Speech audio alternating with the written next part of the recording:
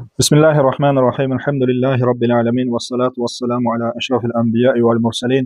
Nebiyyina Muhammedin ve ala alihi ve ashabihi ecmain. Eşhedü en la ilahe illallah vahdehu la şerike leh. Ve eşhedü enne Muhammeden abduhu ve rasuluh. Rabbi şrah li sadri ve yessir li emri ve hlul uqdeten min lisani yefqahu qavli amma ba'd. Aziz və hörmətli qardaşlar, ilk öncə uca Rəbbimiz Allah Subhanahu wa Ta'ala həmsənalar olsun, bizə müvəffəqiyyət verir, dinimizi öyrəndik, cahilliyi üzerimizdən qaldırırıq, salih insanlarla bir məclisdə otururuq, Allahın hörmətli mələkləri ilə bir məclisdə iştirak edirik. Bizə dünyada verilən nemətlərin içərisində ən dəyərlisi, ən əzizi də elə budur ki, biz əziz qardaşlar, dinimizi öyrəndik. Yəni Allah barəsində cahil qalmırıq. Dinimizi kiminsə də sözü ilə yox, kiminsə də rəyi üzərində yox, Allah və Rəsulunun sözü üzərində əməl eləyək. Yəni, əməl bizdə bəsirət üzərində, elm üzərində, Quran və sünnə üzərindədir. Yəni, əziz qardaşlar, elmdə Allahı öyrənib tanımaqdır, Peyğəmbəri Muhammed sallallahu aleyhi ve selləmi öyrənib tanımaq və İslam dininin dəlilləri ilə öyrənməkdir. Hansı ki, bu elm insana həm dünyada, həm ahirətdə xoşbəxt eləyən elmdir. Əziz qardaşlar, biz İmam Tirmizi rahimehullahın Şəmailül Muhammediyyə, Muhammed sallallahu aleyhi ve sellem xislətləri kitabını yazdığı, Muhammed sallallahu aleyhi ve sellem barəsində yazdığı, xislətləri barəsində ən gözəl yazılan kitabdır bu mövzuda. Muhammed sallallahu aleyhi ve sellem xislətləri kitabını götürür. Yəni, onun vəsfi, onun həyat tərzi, onun əməlləri, ona xas olan şeylər barəsində olan rəvayətləri, hədisləri öyrənir ki, itaətimiz artsın, ona olan sevgimiz artsın. Muhammed sallallahu aleyhi ve sellem barəsində cahil qalmayaq. Çünki biz Muhammed sallallahu aleyhi ve sellemi öz canımızdan da, malımızdan da, ailəmizdən də, hətta valideynlərimizdən də daha çox sevirik. Çünki Allahın rəsuludur, bizə hidayət yolunu göstərəndir, bizi zülmətdən nura çıxardan insandır Muhammed sallallahu aleyhi ve sellem. Ona görə bizə də vacibdir ki, onu öyrənək, yaxından tanıyaq və onun barəsində cahil qalmayaq. Hətta bizim itayətimiz, sevgimiz ona artsın. Əziz qardaşlar, bugünkü mövzu 27-ci fəsildir. Müəllif deyir ki, Tirmizi rahimehullah deyir ki, Bəbu sifəti vudu'i Rasulillahi sallallahu aleyhi ve sellem ində ta'am. Allah Resulü sallallahu aleyhi ve sellemin yeməkdən əvvəl və sonra yuyunmasının vəsfi, yəni dəstəmazının vəsfi barəsində. Deyir ki, müəllifin bu fəsildə varid etdiyi hədislərdən aydın olur ki, yeməkdən nə əvvəl, nə də sonra dəstəmaz almaq nə vacibdir, nə müstəhəbdir. Müəllif burada deyir ki, əziz qardaşlar, burada deyir ki, Allah Resulü sallallahu aleyhi ve sellem yeməkdən əvvəl və sonra dəstəmaz almasının, əvvəl və ya sonra dəstəmaz almasının nədir? Yemək yeyərkən, yeməkdən sonra və ya əvvəl dəstəmaz alması barəsində gələnlərdən söhbət gedir. Yəni, deyir, müəllif bu fəsildə varid etdiyi hədislərdən aydın olur ki, yeməkdən nə əvvəl, nə sonra dəstəmaz almaq nə vacibdir, nə müstəhəbdir. Yəni, bizə bildirmək istəyir ki, yeməkdən qabaq dəstəmaz almaq olarmı? Və ya da yeməkdən sonra dəstəmaz almaq olarmı? Bu barədə Peyğəmbər sallallahu aleyhi ve sellem əməllərindən nə varid olub? Biz bu barədə nə öyrənməliyik? Yeməkdən qabaq əlləri yumaq gəlincə bu xüsusda alimlər ixtilaf ediblər. Bəziləri əlləri yumağın müstəhəb olduğuna, digərləri isə müstəhəb olmadığını demişlər. Qeyd etmək lazımdır ki, yeməkdən əvvəl əlləri yumağa müstəhəb olmasına açıq-aşkar dəlalət edən hədis olmasa da, çirkli əlləri yeməkdən qabaq yumaq ümumi dəlillərə əsasən təmizlikdən hesab edilir. İmam Əhməd və İbn Məyin və bir çoxları bu rəydə olmuşdular ki, yəni əlləri yumaq rəyində, yeməkdən əvvəl, dəstəmaz yox, ümumiyyətcə əlləri yumaq. Bu barədə açıq-aşkar dəlil yoxdur, yeməkdən qabaq əlləri yumaq barəsində. Əllər təmiz olduğu təqdirdə isə yeməkdən əvvəl onları yumaq nə vacib, nə müstəhəb sayılır. Yeməkdən sonra əlləri yumağa gəlincə isə, əvvəlki hədislərdə bizə aydın olmuşdur ki, yeməyi yedikdən sonra əlləri yalamaq gərəkir. Biz öyrənmişik ki, əvvəlki hədislərdən ki, yemək yeyəndən sonra insan əllərini yalayır. Lakin qeyd etmək lazımdır ki, əgər barmaqları yaladıqdan sonra onların üzərində yağ və s. bu kimi yeməyə aid olan şeylər qalmışsa, o halda əlləri yumaq caizdir. Yəni ki, şəriətdə olan hökmü dəlillərə əsaslanaraq bildirir bunu. Yəni, insan deyir ki, yeməkdən əvvəl əlimi yumaq. Yəni, bu barədə şəriətdə varid olub bir şey yox. Yuya bilər. Demək deyil ki, olmaz, bidətdir, qadağandır. Yox, amma yəni, bu müstəhəbdirmi? Müstəhəb deyil. Peyğəmbərimiz sallallahu aleyhi ve sellem belə eləyibdi, gəlməyibdi. Yəni, belə bir şey gəlmir. Amma sən istəsən, yuya bilərsən. Xüsusən də ki, çirklidirsə da, toz torpaqlıdırsa da, o təbii ki, hamımız bizdə, yəni, əlhamdülillah ki, bizim millətin elə gözəl qədimdən olan bir adətindəndir ki, əl natəmiz olanda yuyurlar. Bəzən hətta təmiz olsa da belə yuyurlar. Amma yəni şəriətdə buna dair bir şey varid olmamışdır. Yəni kimsə də kimsəni məcbur edə bilməz ki, gəl müstəhəbdir, yeməkdən qabaq əlini yu. Belə bir yəni bunu bilmək lazımdır da yəni. Bu fəslə aid olan 185-ci rivayətdə İbn Abbas radiyallahu anhuma rivayet edir ki, bir dəfə Allah Resulü sallallahu aleyhi və səlləm ayaq yolundan çıxdıqdan sonra ona yemək gətirdilər və ondan sənə dəstəmaz almaq üçün su gətirəkmi deyə soruşdular. O dedi, mənə yalnız namaz qılmaq üçün dəstəmaz almaq vacib buyurulmuşdur. Yəni ayaq yolundan çıxır və deyirlər ki, dəstəmaz almaq üçün su gətirəkmi dəstəmaz alasan? Peyğəmbər sallallahu aleyhi və səlləm isə ona yemək gətirirlər də. Onda Peyğəmbər sallallahu əleyhi və səlləm deyir ki, dəstəmaz, yəni namaz qılmaq üçün mənə vacib edilmişdir. Deyə bu hədisdən belə nəticə çıxır ki, istənilən halda yeməkdən əvvəl dəstəmaz almaq nə vacib, nə müstəhəbdir. Söhbət yeməkdən əvvəl dəstəmazdan gedir. Yəni əlləri yumaqdan yox, dəstəmazdan gedir burada. Əlləri yumaq barəsində də danışdıq. Yalnız cənabətli halda olmaq istisnadır. İzah edəcəm inşallah. Belə olduqda dəstəmaz almaq müstəhəbdir. Bu xüsusda varid olmuş hədisdə Cabir ibn Abdullah radiyallahu anhuma demişdir. Bir dəfə Allah Resulü sallallahu aleyhi və səlləmdən cünub olan kimsənin bu halda yemək yeməsi, yaxud su içməsi, yaxud yatması caizdirmi deyə soruşdular. Dedi, bəli, əgər namaz üçün dəstəmaz aldığı kimi dəstəmaz alarsa, yəni bunlardan istədiyini edə bilər. Yəni ki, müstəhəbdir ki, bir adamın boynunda cənabət haldır. Hələ ki, girib sinmir. O halda, cənabətli halda insan yemək yeyərsə və yaxud da cənabətli halda yatarsa, yata bilər insan, yata bilər, problem yoxdur. Səhər durub yuyunub namaza, sübh namazından qabaq yuyuna bilir. O halda müstəhəbdir ki, yəni bu vacib hal deyil. İnsan namaza dəstəmaz aldığı kimi dəstəmaz alsın, yatsın cənabətli halda. Yemək istəyir. Yəni bu hal vacib deyil, müstəhəbdir. Yəni sən cənabətlisən, hələ ki yuyulmaq istəmirsən. Səbəb fərqi yoxdur, nə hansı səbəb olsun. Yemək istəyirsənsə də bu halda nədir? Müstəhəbdir ki, dəstəmaz alarsan. Dəstəmaz alasan. Bu hansı hala aiddir? Cənabətli hala aiddir. Yəni sən cənabətli halda deyilsən.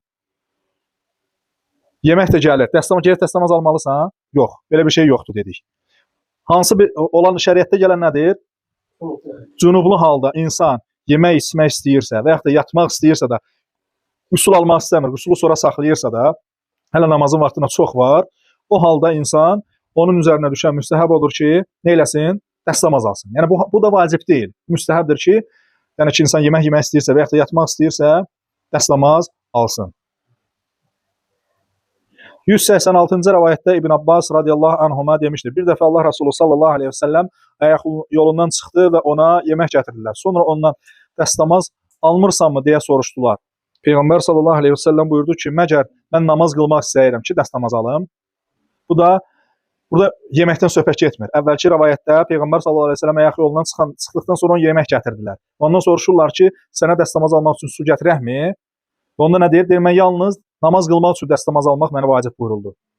Bu hədisdə isə yemək məsələsi yoxdur. Burada isə ayaq yolundan çıxır və ona Peyğəmbər sallallahu əleyhi və səlləmə deyirlər ki, dəstəmaz alırsam, onda Peyğəmbər sallallahu əleyhi və səlləm deyir ki, məgər mən namaz qılmaq istəyirəm ki, dəstəmaz alım. Yəni ki, ümumiyyətcə əziz qardaşlar, dəstəmaz 3 əməl üçündür. 3 əməl. Namaz, tavaf, Kəbəni tavaf edəndə, yəni ki, ümrə tavafıdır, həcc tavafıdır, nafilə tavafıdır, vida tavafıdır, bir də ki, Quran oxuyanda. Bu 3 hal üçün insan dəstəmaz alır. Namaz, bunda ixtilaf yoxdur, icmadi bir mənalı olaraq hamı bunu deyir ki, namaz qılmaq üçün dəstəmaz almaq lazımdır. Hətta cənazə namazı olsa belə. İkincisi, tavafdır, düzdür, yüngül ixtilaf olsa da səhih əksər alimlərin görüşü odur ki, tavafda, hansı tavaf asılı olmayaraq, tavafda dəstəmazlı halda olmaq lazımdır. Quran oxuduqda isə bunun da bir neçə dənə forması var, amma hər bir formasında da, yəni ki, səhih olan odur ki, insan Quran oxuyanda dəstəmazlı halda oxumalıdır. 187-ci rivayətdə Salman Əl-Farsi radiyallahu anh deyir ki, mən Tövratdan oxumuşdum ki, yeməyin bərəkəti yeməkdən sonra dəstəmaz almaqdadır. Sonra mən Tövratdan oxuduğumu Peyğəmbər sallallahu aleyhi ve sellemə xəbər verdim. Onda Allah Resulü sallallahu aleyhi ve sellem dedi, yeməyin bərəkəti həm yeməkdən əvvəl, həm də yeməkdən sonra dəstəmaz almaqdadır. Bu hədis isə zəifdir. Hədis zəifdir. Səbəb isə hədisin ravisindədir. Qays ibn Rabi zəif ravilərdən olduğuna görə hədis, əziz qardaşlar, zəifdir. Deməli, burada bir qeyd var, onu oxuyum. Yeri gəlmişdən qeyd etmək lazımdır ki, heç bir müsəlmana Qurandan başqa hər hansı bir səmavi kitabı kitaba əsaslanması caiz deyildir, icazə verilmir. Getsin insan İncili oxusun, Tövratı oxusun, yox onları oxumaq, onlardan nəsə stat gətirmək, ümumiyyətlə nə ki statı, hətta oxumağı belə icazəli deyildir. İndi rivayəti qeyd edəcəyəm. Peyğəmbər sallallahu əleyhi və səlləm Ömər radiyallahu anhunun əlində, üzərində Tövratdan bəzi sözlər yazılmış bir səhifə gördüyü zaman qəzəblənmiş və ona belə demişdi: "Olmaya şəkk edirsən, ey Xattabın oğlu. Məgər mən sizə ağappaq, tərtəmiz bir din gətirmədimmi? Qardaşım Musa sağ olsaydı, o da ancaq mənə göndərilmiş şəriətə tabi olardır", deyir Muhammed sallallahu əleyhi və səlləm. Ömər radiyallahu anhuya belə deyir.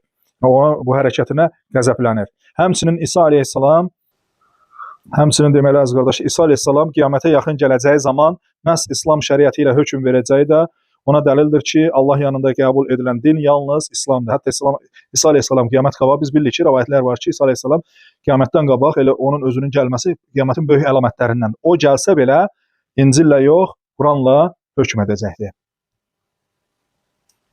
O ki qaldı Peyğəmbər sallallahu əleyhi və səlləmin İsrail oğulları adından hekayələr danışın və bilin ki, bunda heç bir qəbahət yoxdur hədisinə. Çünki Peyğəmbər sallallahu əleyhi və səlləm deyir ki, Bəni İsraildən olan rivayətləri danışın, bunda bir problem yoxdur.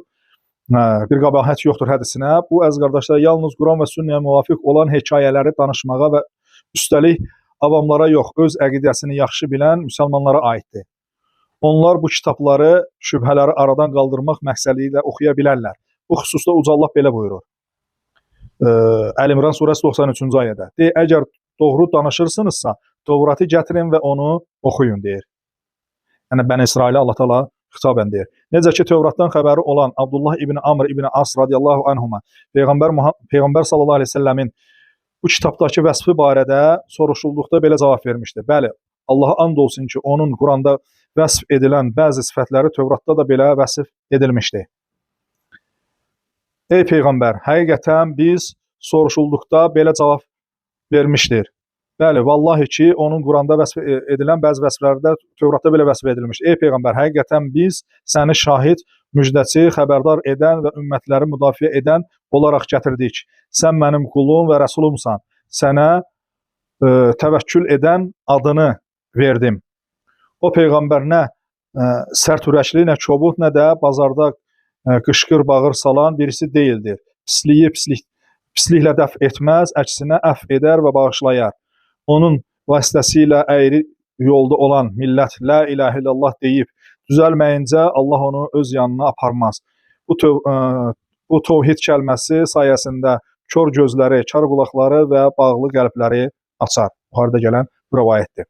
Amr ibn As radiyallahu anh bunu demişdir. Əziz qardaşlar, indi insan kimsə də götürür İncili oxuyun, bir marağa oxuyun, Tövratı oxuyun, bu olmaz. Hansı ki, artıq əvvəlcədən sahabələrdən ən yaxşı qayda budur məsələdə. Hansı ki, əvvəlcədən sahabələrdən gələn ki var, sahabələr nəql eləyibdir Tövratdanmı, İncildənmi, hansısa bir məsələ nəql eləyiblərsə, o rivayətin özü səhihdirsə də, o sahabənin nəql etdiyi başqa kitablardan, onunla insanın kifayətlənməsi ən doğrudur. Çünki dini məsələləri ən yaxşı bilən kimdir? Sahabələr Muhammed sallallahu əleyhi və səlləmdən sonra. Çünki Muhammed sallallahu əleyhi və səlləmin tələbələri olubdur. Onlar din barəsində ən yaxşı, ən güclü bilənlərdir.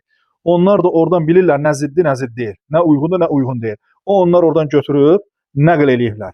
Yəni, bu bəzi bir çox təfsir kitablarında var. Bir çox təfsir kitablarında. İnsan, bəli, təfsir kitabını oxuyanda sahabədən, Bəni İsraildə nəql etdiyini götürür, nəql eləyir. Problem yoxdur. Amma sən o rivayətin özünə baxırsan. Necə ki, hədisə baxırıq, səhih, zəif hədis. O da nədir? Əsərdir. Səhihdir, zəifdir. Səhihdirsə də sahabənin orada nəql etdiyini götür, nəql eləyirsən, problem yoxdur. Amma zəifdirsə də, necə ki, Peyğəmbər sallallahu əleyhi və səlləmdən gələn hədis necə zəifdir, biz onu götürmürük. O da elə. Amma indi gəlin mən aparım Tövratdan oxuyum və deyim ki, bu uyğun gəlmir, bu düzgün deyil. Ümumiyyətcə indi insanın götürüb Tövratdan nəsə oxuması, stat gətirməsi, İncildən götürüb oxuması, ümumiyyətcə o kitabı əlinə götürüb oxuması, oradan nəsə eləməsi düzgün deyil. Kim eləyə bilər? İxtisas əhli, o xristiyanları, yahudiləri dəvət etmək məqsədi ilə bu işdə mütəməkkin, güclü elmi olan adam, necə ki, ateistlərin kitablarını oxuyur, bəzi firqələrin kitablarını oxuyur, onların şübhələrinə cavab vermək üçün, dəf etmək üçün, şübhələri aradan qaldırmaq üçün, o ixtisas əhli oxuya bilər. Elmi əsər yazır və ya da dəvətçidir, dəf etmək üçün, şübhələrə cavab vermək üçün, qaranlıq qalmasın bəzi insanlar üçün. Bu problem, hər kəs elm açım oxuyur, bu düzgün deyil. Yəni, insan açım, bəlkə orada bir yaxşı şey var, yaxşı hər şeylə Qurandadır. Yəni insan bunu oxudu, qurtardı mı, bunu əzbərlədi mi ki, getdi başqa kitaba çıxır. Yəni hər şey müsəlman üçün dünya axirəti lazım olan hər bir şey Qurani-Kərimdə Allahın kitabında var. Yəni insanın ömrünün həyatı ilə yetər ki, elə bunu oxusun, elə qutara bilməz. 28-ci fəsildə oxuyarız qardaşlar. 28-ci fəsildə müəllif deyir ki, Bəbu qavli Rasulillah sallallahu aleyhi ve sellem qabilə ta'ami və ində fəraq minhu. Allah Resulü sallallahu aleyhi ve sellem yeməkdən əvvəl və sonra dediyi dua. Yeməkdən əvvəl və sonra Allah Resulü sallallahu aleyhi ve sellem nə dua deyibdi? Çox gözəl mövzudur əziz qardaşlar. 188-ci rəvayətdə bu fəsilə aid olan Əbu Əyyub Əl-Ənsari radiyallahu anh deyir ki, bir gün biz Peyğəmbərin sallallahu aleyhi ve sellemin yanındaykən ona yemək gətirdilər. Mən əvvəlində bərəkəti olduqca çox olan, axırında isə bərəkəti olduqca az olan bir yemək görməmişdim. Biz bu necə oldu ey Allah Resulü deyə soruşduq. O dedi ki, biz Allahın adını çəkib Bismillah deyib yeməyə başladıq. Buna görə də yeməyin əvvəli bərəkətli oldu. Sonra bir nəfər gəlib məclisə qoşuldu və özü Allahın adını çəkmədən yeməyə başladı.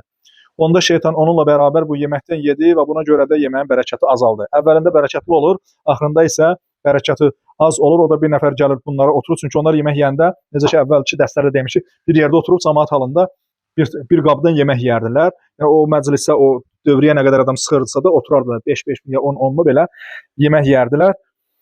Onda yəni ki, bir nəfər gəlir, qoşulur onlara Allahın adını çəkmədən, yəni Bismillah demədən yeyir və o yeməkdən bərəkət qalxır. Yeməyin əvvəlində Bismillah deyilərsə o yemək bərəkətli olur. Üstəlik şeytan bu yeməkdən məhrum olur, yemir. Bu xüsusda Peyğəmbər sallallahu aleyhi ve sellem belə buyurmuşdu. Adam evinə girərkən və yeməyə başlayarkən Allahı zikr etsə, şeytan yanındakılara deyər. Bax, insan müstəhəbdir ki, evinə girəndə, bir də yeməyə başlayanda Bismillah desin, Allahı zikr eləsin. Belə olduqda şeytan yanındakılara deyir, yoldaşlarına, dostlarına. Burada sizin üçün nə gecələməyə yer var, nə də ki, bir yeməyiniz var. Yəni, evə girəndə Bismillah deyirsənsə də, o səndən evə girmir, səndən sənin evində gecələmir. Səndən qonaq olmur. Nədir? Yemək yeyəndə də Bismillah deyirsən də, sənin də yəni yeməyinə də şərik olmur. Yəni, o çıxıb gedir. Nə evində qalır, nə də yeməyinə də şərik olmur. Əgər evə daxil olduqda Allahı zikr etməzsə şeytan, sizcə gecələməyə yer tapdınız deyər. Və əgər yeməyə başladıqda Allahı zikr etməzsə, şeytan siz həm gecələməyə, həm də yemək tapdınız deyər. Qeyd etmək lazımdır ki, Bismillah sözü yalnız yaxşı işlərin əvvəlində şəriətin buyurduğu hallarda deyilməlidir. Yəni, yemək yeyəndə insan, yaxud da evinə geyəndə də yalnız Bismillah deyir. Bəzən ola bilsin, hardansa da eşidəsiniz, kimsə yemək yeyəndə deyir, Bismillahirrahmanirrahim, belə bir şey yoxdur. Yalnız Bismillah deyilir. Və müstəhəbdir ki, istəyir ki, evində və yeməyində bərəkət olsun. İnsan çöldən evinə girəndə Bismillah deyir. Və yemək yeyəndə də Bismillah deyir. Yəni, şərt deyil ki, uca səslə qışqıraraq deyilsin. Elə Bismillah deyir, qapını açıb içəri gelir, Bismillah deyir, yeməyini yeyir və o şeytan da səninlə evdə gecəliyir, nə də ki, yeməyinə şərik olur. Yəni, yeməkdən əvvəl deyilən dualardan da birisi budur.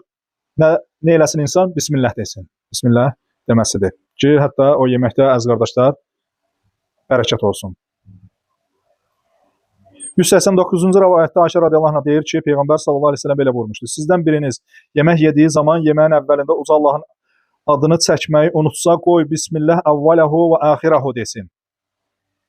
Bu rəvayət iki cür gəlibdir. Bismillah fi əvvəlihi və əxirihi. Belə də gəlir ki, Bismillah əvvələhu və əxirəhu. Fisiz əvvələhu və əxirəhudur. İkisi də eyni mənanı kəsb edir, eyni mənadır. Mənası odur ki, əvvəlində də Allah, axırında da Allahın adı ilə. Yəni, insan əgər unudarsa, unutmursa da elə Bismillah deyirsən, bu kəlməyə ehtiyac yoxdur. Əgər unutdunsa da, insan ola bilsin, unutsun. Yəni ki, onda insan nə deyir? Bismillah fi əvvəlihi və axiri. Hansı müsəlman qalasında belə qeyd olunub, belə rəvayət. Burada da isə Bismillah əvvələhu və əxirəhu. Fiilən fi əvvəlihi və əxirəhu. Fisiz isə əvvələhu və əxirəhu. Kim hansını əzbərləyibsə də problem yoxdur. Hər ikisi də səhihdir, doğru, düzgündür. Yəni, narahat olmasın, çaşbaş qalmasın. 190-cı rəvayətdə, əziz qardaşlar, rəvayət edilir ki, bir dəfə Allah Resulü sallallahu aleyhi ve sellem'in qabağına yemək qoyulduğu zaman Ömər ibn Əbu Sələmə onun yanına gəlmiş və Rasulullah sallallahu aleyhi ve sellem ona belə buyurmuşdu. Oğul bala, yaxın gəl, Bismillah deyə və sağ əlinlə öz qabağından yediyir. O balaca olur, kim? Ömər ibn Əbu Sələmə. Balaca uşaq olur və elə bir Peyğəmbər sallallahu əleyhi və səlləmin qabağında oturub yemək yeyəndə Peyğəmbər sallallahu əleyhi və səlləm deyir ki, ey oğul bala, ay uşaq, yaxın gəl, yəni yeməyə yaxın otur. Bismillah deyən yemək ye, sağ əlinlə ye və öz qabağından ye. Bu hədisdə əziz qardaşlar, yemək ədəbinin üçü qeyd edilmişdi. Yeməyin ədəbləri var. Necə ki, başqa bir çox əməllərin ədəbi olduğu kimi, yeməyin də ədəbi var. Bu üçü qeyd olunubdur burada. İmam Buxari rivayet etdiyi hədisdə, öz səhih kitabında, Ömər ibn Əbu Sələmə deyir ki, mən Peyğəmbərin sallallahu əleyhi və səlləm himayəsi altında böyüyən bir uşaq idim. Uşaq kim? Ömər ibn Əbu Sələmə Peyğəmbər sallallahu əleyhi və səlləm himayəsi altında böyümüş uşaq idi. Peyğəmbər sallallahu əleyhi və səlləm onu himayə etmişdi. Yemək yeyəndə mən əlimi qabın hər tərəfinə uzadardım. Yemək yeyəndə hər tərəfinə uzadıb uşaq da, yəni yemək yer. Bir dəfə Peyğəmbər sallallahu əleyhi və səlləm mənə belə buyurdu: "Balaca, bismillah de. Özün də sağ əllə və öz qabağından ye" deyir. Peyğəmbər sallallahu əleyhi və səlləm uşaq olsa da belə görsən qanmır, hansı tərəfdən gəldi yeyir. Uşağa belə balaca vaxtından nə etmək lazımdır? Gözəl ədəblə, gözəl formada ədəblərində öyrətmək lazımdır. O gündən bəri deyir mən yeməyi ancaq bu qaydada yeyirəm deyir. Sahabə balaca olur. Yəni Peyğəmbər sallallahu əleyhi və səlləm bir dəfə deyir və o formada da bismillah deyir və öz qabağından sağ əli ilə yeyir və burada da bu hədisdə də yeməyin üç ədəbi qeyd olunubdur. Ən əsas, ən bariz olan ədəbi. Digər ədəbləri də var, amma yəni ən əsas seçilən ədəblərdəndir. Hədisə diqqət etsək başa düşərik ki, sahabə bu hədisdən sonra Peyğəmbər sallallahu əleyhi və səlləm bu əmrini həmişə yerinə yetirib, sahabələrin hamısı da belə olmuşlar. Peyğəmbər sallallahu əleyhi və səlləmə itaətdə çox diqqətli, çox həris olmuşlar. Allah Rəsulü sallallahu əleyhi və səlləm onlara bir iş buyurduqda onu dərhal yerinə yetirər və bunu davamlı edədilər. İmam Məlik rahimehullah onların barəsində danışarkən demişdi: Bu ümmətin əvvəlinciləri nəyin sayəsində islah olmuşdursa, yəni bu ümmətin əvvəli nəyin sayəsində islah olunubsa da, düz yola gəliblərsə, axırıncıları da yalnız onun sayəsində islah ola bilərlər deyir İmam Məlik. Yəni əvvəlki ümmət necə islah olunubsa, axırıncı da eləcə islah olunmalıdır. Əgər elə islah olunmursa da əvvəlkilərə baxıb, yəni ki, deməli islah yolları düzgün deyil. Neynəmə əvvəlkilərə baxıb o islah yolunu tutub islah olunmalıdır. O əvvəlki ümmət kimdir? Sahabələrdir, təbiinlərdir. Onlar necə islah olublar? Peyğəmbər sallallahu əleyhi və səlləm necə islah eləyib onları? Biz də sonradan gələnlər və bizdən sonra gələnlər və bizdən əvvəlki gələnlər onların yoluna baxıb eləcənə islah yolunu tutmaq lazımdır. Yəni insan yalnız Quran və sünnəyə riayət etməklə, Allahın və onun rəsulunun buyurduqlarını yerinə yetirməklə islah oluna bilər. Bu hədisdən həm də o nəticə çıxır ki, yemək yedikdə bismillah demək və sağ əli ilə yemək vacibdir. Əgər bu halda adam bu vacibləri tərk etdiyinə görə günah, əks halda deyir ki, adam bu vacibləri tərk etdiyinə görə günah qazanır. Çünki belə olduğu təqdirdə şeytan onun yeməyinə şərik olur. Çünki sağ əllə yemək nədir əziz qardaşlar? Vacibdir və yəni ki, bu sol əllə yemək haramdır. Haramdır, yəni ki, şeytan insan həmçində bismillah demək də burada bir qism alimlərin görüşünə görə vacibdir. Çünki əgər elə olmasaydı insan niyə unutduqdan sonra təzədən yenə də bismillah əvvəlində də axırında da bismillah sözünü deyir. 191-ci rivayətdə Əbu Səid Əl-Xudri radiyallahu anh deyir ki, Peyğəmbər sallallahu əleyhi və səlləm yeməyini bitirdikdən sonra deyərdi: Elhamdülillah, elhamdülillahillazi at'amani və saqana və cealani muslimin. Peyğəmbər sallallahu əleyhi və səlləm yeməyi yeyib qurtardıqdan sonra belə deyərdi. Mənası isə tərcüməsi budur ki, bizi yedirən, bizi içirdən və bizi müsəlman edən Allaha həmd olsun. Yəni deyilən dualardan da birisi budur. Yeri gəlmişkən qeyd edək ki, yeməkdən sonra edilən bu dua barədə neçə səhih hədislər varid olmuş və həmin hədislərdə bu duaların ayrı-ayrı ləfsləri də zikr edilmişdir. Məsələn, Elhamdülillah hamdan kəsiran tayyiban mübarəkən fi qeyri məkfiyyin və la muvaddəin və la mustəğnan anhu Rabbənə. Bu da gəlmişdir. Yəni Rəbbimiz Allaha həmd olsun, özü də çoxlu, xoş, mübarək, sonsuz, ardı arası kəsilməyən, onsuz keçinmək mümkün olmayan bir həmd. Yəni bu da varid olmuşdur. Müsəlman qalasında bir neçəsi gəlibdir. Yaxud elhamdülillahillazi kafana və arwana gayra məkfiyyin və la məkfuvin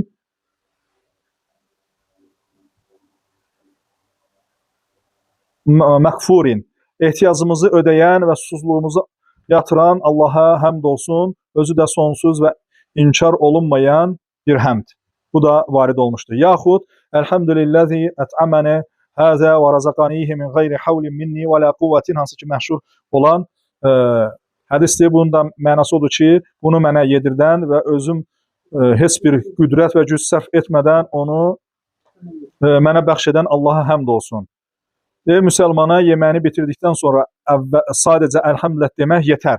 Lakin yaxşı olan odur ki, bu xüsusda sünnədə varid olmuş duaların hamısını öyrənsin, vaxt aşarı bu duaları desin. Axırıncı dediyimiz ki, hansı ki var idi? Elhamdülillahillazi at'amani hada ta'ama və razaqanihi min gayri havli minni və la quvvetin. Bu duanın fəziləti barəsində Peyğəmbər sallallahu əleyhi və səlləm deyir ki, kim yemək yedikdən sonra bu duanı deyərsə onun keçmiş günahları bağışlanar. Bəli, Əbu Davudun sünənində gələn səhih hədisdir. Səhih hədisdir. Hətta hədisin bəzi lafzlarında gəlir ki, keçmiş və gələcək günahları bağışlanar. Bəli, bəli. Bəli. Bəli, bu paltar geyinərkən bu eyni gəlir. Sadəcə o ət'aməni kəsəni gedirdi.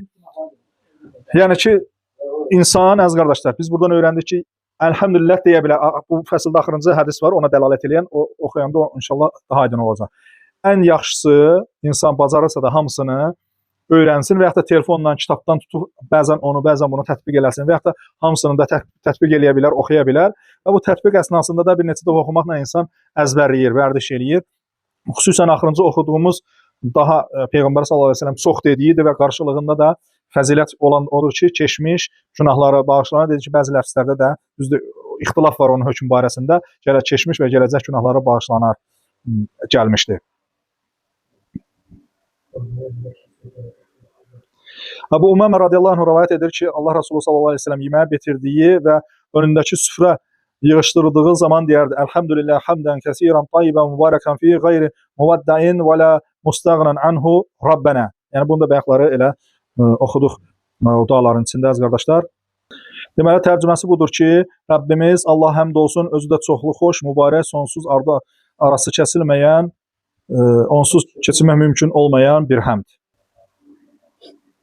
Deməli deyir, burada xoş dedikdə riyadan uzaq. Allah üçün olan həmd, mübarək dedikdə bu həmdin savabının artması nəzərdə tutulur. Allah'a bu cür həmd etmək mübaliğə, yəni adi həmddən fərqli olan həddən ziyadə tərif etmək sayılır. Bunun bəli, müqabilində qazanılan savabın həddi və yalnız Allaha bəllidir. Yəni həddi o qədər çoxdur ki, yəni bu o qədər çoxdur ki, Allaha bəlli. Bu xüsusda varid olmuş hədisdə Peyğəmbər sallallahu əleyhi və səlləm demişdi. Bir nəfər elhamdülillah kəsiran dedi. Bunu eşidən mələklər onun savabını yazmağı aciz qaldı. Və buna görə də Rəbbinə müraciət etdi. Rəbbi də ona buyurdu: "Qulum necə deyibsə, elə də yaz, çoxlu olaraq yaz." Hətta mələklər yəni belə elhamdülillah kəsiran dedi və mələklər bunu yazmağa, yəni çoxlu, bol həmd olsun deyə çətinlik çəkdilər və Allah təala deyir ki, elə olduğu kimi də yazın deyə. Digər bir hədisdə Rifa ibn Rafi radiyallahu anh deyir ki, bir dəfə biz Peyğəmbərin sallallahu əleyhi və səlləmin arxasında namaz qılırdıq. O rukudan başını qaldırıb Səmiyallahu limen hamidah dedi. Arxadakı duran bir nəfər isə Rabbena və lekel hamd hamdan kəsiran tayyiban mübarəkan fih dedi. Peyğəmbər sallallahu əleyhi və səlləm namazı bitirdikdən sonra soruşdu: "Bunu deyən kim idi?" Sahabə mən deyə cavab verdi. Onda Peyğəmbər sallallahu əleyhi və səlləm buyurdu ki, "Mən 30-dan çox mələk gördüm ki, bu sözü hansı biri tez yazacaq deyə bir-birini ötüşməyə çalışırdılar." Bu da namazda rukudan qalxarkən eyni o duanı deməyin yeridir. Bu cür zikirlər savabı qat-qat artan zikir adlanır. Yəni bir neçə kəlmədən ibarət olmağına baxmayaraq sahibinə həddən ziyadə artıq savab qazandırır. Ən gözəl kəlmə isə la ilahə illallah kəlməsidir.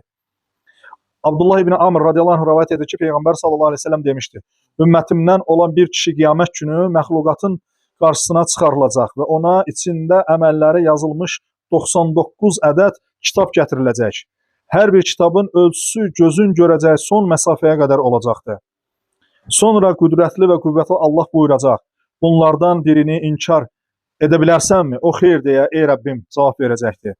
Allah buyuracaq: əməlləri yazan gözətçi mələklərim sənə zülm etdilərmi? Bu qədər kitabın qabağında sənin savabın ola bilərmi? O qorxu içində xeyr deyə cavab verir adam. Yəni onun günahları o qədər yazılmış, böyük kitablarla gəlir insan qiyamət günü Allahın qarşısına. Allah buyuracaq: əksinə, dərgahımda sənin üçün savab vardır. Odur ki, bu gün sənə zülm edilməyəcək. Bu vaxt onun qarşısına içində Əşhədü ən la ilahə illallah və ənə Muhammədən abduhu və rasuluhu yazılmış bir kağız parçası qoyulacaq. O deyəcək, ey Rəbbim, bu qədər kitabın qarşısında bu kağız parçası nə fayda verə bilər? Allah buyuracaq, sənə zülm olunmayacaq. Sonra kitablar tərəzinin bir gözünə, kağız parçası isə tərəzinin digər gözünə qoyulacaq və bu kağız parçası ağırlığından o kitablar havaya qalxacaq. Hədisdə belə varid olmuşdur, əziz qardaşlar. Bu növ zikrə daha çox misal çəkmək olar. Subhanallahi və bihamdi, adədə xalqih və rida nəfsih və zinətə arşih və midadə kəlmətih. Yaratdıqlarının sayı, özündən razı olduğu ərşin ağırlığı və kəlmələrinin çoxluğu qədər Allaha həmd sənalar və təriflər olsun zikri, yəni ki, bunlar da varid olmuşdur. 193-cü rəvayətdə Ayşə radiyallahu anh deyir ki, bir dəfə Peyğəmbər sallallahu əleyhi və səlləm sahabələrin 6-sı ilə birlikdə yemək yeyərkən bir bədəvi gəlib 2 loxmaya bu yeməyin hamısını yedi. Onda Allah Resulü sallallahu əleyhi və səlləm belə buyurdu: əgər bismillah desəydi bu yemək bizə bəs edərdi. Bismillah demir, yəni əlini atır orada, 2 loxmaya ortada qalan yeməyi yeyir və Peyğəmbər sallallahu əleyhi və səlləm deyir ki, əgər bismillah desəydi, yəni bu bizə yetərdi, yəni yemək bərəkətli olardı. O adam da bismillah demir və yeməyin bərəkəti gedir və onlara da yetmir yəni. Bu fəsilə aid olan sonuncu rəvayətdə, 194-cü rəvayətdə müəllif deyir ki, Ənəs radiyallahu anh rəvayət edir ki, Allah Resulü sallallahu əleyhi və səlləm belə buyurmuşdur: Allah yemək yedikdən sonra və ya su içdikdən sonra ona həmd edən bəndəsindən razı qalar. Bax, bu hədisdir ki, insan eləcə yemək yedikdən sonra və ya da su içdikdən sonra əlhəmdülillah desə, bu hədisə əsasən kifayət eləyir. Özünə nədir burada? Savabı nədir? Allah razı qalır. Yəni sən yemək yedin və su içdikdən sonra elə bircə dənə əlhəmdülillah dedinsə, Allah sənə razı qalır. Bizim də istəyimiz nədir? Allah bizdən razı olsun. Yəni sən insan yemək içib elə bircə dənə əlhəmdülillah hamımızın bildiyimiz asan və rahat kəlmədir. Əlhəmdülillah dedin ki, Allah sənə razı qalır. İstəyir yemək yedin, istəyir su içdin. Az yedin, çox yedin, fərqi yoxdur. Yəni nə vaxt olsun. Yemək yedin və yaxud da su içdinsə də, bir gün nə qədər su içdinsə də, neçə dəfə hər dəfə əlhəmdülillah deyəndə sən Allah həmd etdiyinə görə Allah səndən razı qalır. Amma ən gözəli odur ki, hansı ki o hədislərdə gələn müxtəlif ləfslər və onların içində dedik ki, ən çox savabı olan odur ki, Elhamdülillahillazi at'amani hazə ta'ama və razaqanihi min gayri havlin minni və la quvvatin, hansı ki müsəlman qalasında var və bunun da qarşılığında keçmiş günahları bağışlanar deyə Peyğəmbər sallallahu əleyhi və səlləm bildirmişdi. Yəni bunun içində varaq Elhamdülillahillazi ilə Elhamdülillah da var və digərində sən də deyirsən, Allahı tərifləyirsən və həm Allah səndən razı qalır, həmçinin də keçmiş günahların bağışlanır. Dedik bir ləfsə görə də gələcək günahların da bağışlanmış olur. Hədisdən belə nəticə çıxır ki, tələffüzü çox asan olan bir kəlmə ilə Allahın razılığını qazanmaq olar. Nə asan, nə gözəl. Bu şəriəti bizim üçün bu qədər asanlaşdıran və bu nemətləri bizə əta edən Rəbbimizə həmd sənalar olsun. Bu xüsusda Allah Teala belə buyurur: əgər şükür etsəniz, buna görə sizdən razı qalar. Zümər surəsi 7-ci ayə. Əgər biz Allahın bizə əta etdiyi nemətləri şükür etsə, Allah bu nemətləri həm artırar, həm də bərəkətli edər. Uca Allah Teala belə buyurur: əgər şükür etsəniz, sizə olan nemətimi artıraram. Yox, əgər nankorluq etsəniz, bilin ki, mənim əzabım şiddətlidir. İbrahim surəsi 7-ci ayə. Digər ayədə isə Allah Teala buyurur ki, Allaha şükür edin ki, Allaha şükür et. Kim şükür etsə, özü üçün şükür etmiş olar. Kim də nankor olsa, bilsin ki, Allah onun şükrünə möhtac deyildir. O tərifə layiqdir. Loğman surəsi 12-ci ayə. Yeri gəlmişdən qeyd etmək lazımdır ki, hər loxmanı yedikdən sonra əlhəmdülillah deməyə lüzum yoxdur. Bəzi insanlar var ki, hər qurtumu içəndə, hər loxmanı yeyəndə əlhəmdülillah deyir. Yəni buna ehtiyac yoxdur.